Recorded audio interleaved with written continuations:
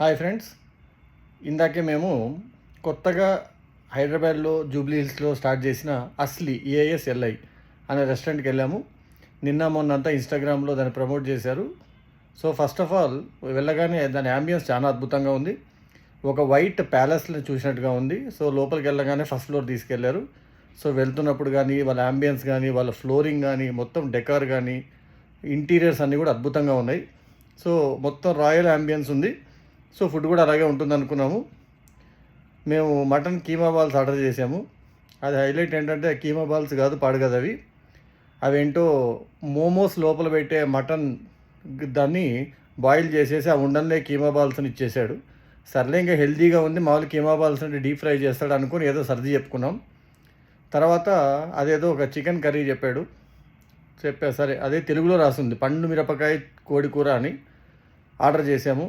దాంట్లో ఏమో నా తలకాయ అంత పెద్ద పెద్ద పీసులు వచ్చాయి, లెగ్ పీసులు, పెద్ద పెద్ద పీసులు. అప్పుడే డౌట్ వచ్చింది, అసలు ఆ చికెన్ అంతా నీసు వాసన, అంటే ప్రాపర్గా కుక్ అవ్వలేదు.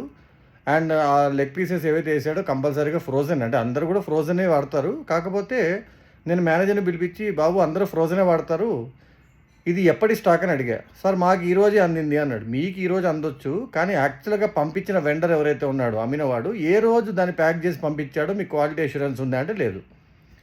మరి రేటు తక్కువ ఉందా అంటే ఒక్కొక్క కర్రీ 745 రూపాయల నుంచి 600, 800, 900 వరకు ఉంది. ఒక కర్రీ విత్ రైస్ ఏమో దగ్గరగా 2100 వేసాడు. సో నిజంగా చెప్పాలంటే ఇప్పుడు తాజ్ కృష్ణ వాటికన్నా కూడా ఎక్కువ ప్రైసెస్ ఉన్నాయి. ఇంకొక 300, 400 పెట్టుకుంటే నేను మంచిగా ప్రశాంతంగా బాంబే పోయినప్పుడు, ఇక్కడ ఢిల్లీ పోయినప్పుడు తాజ్ ప్యాలెస్లో తినొచ్చు. సరే మరి అంత రేట్ వేయడం తప్పు కాదు, కానీ ఆ క్వాలిటీ ఉందా? సరే వాడిని పిలిచి చెప్పాం, బాబు మేనేజర్ ఇది బాగాలేదమ్మా, నీసు వాసన వస్తుంటే, సారీ సార్ నెక్స్ట్ ఏం చేయాలి అంటే, సరే అదేదో చికెన్ రోస్ట్ పలావ్ అన్నాడు. దాంట్లో ఏం చేశాడు, బగారా రైస్ పైన 3 ముక్కలు పెట్టుకో, ఆ 3 ముక్కలు కూడా లెగ్ పీసులే.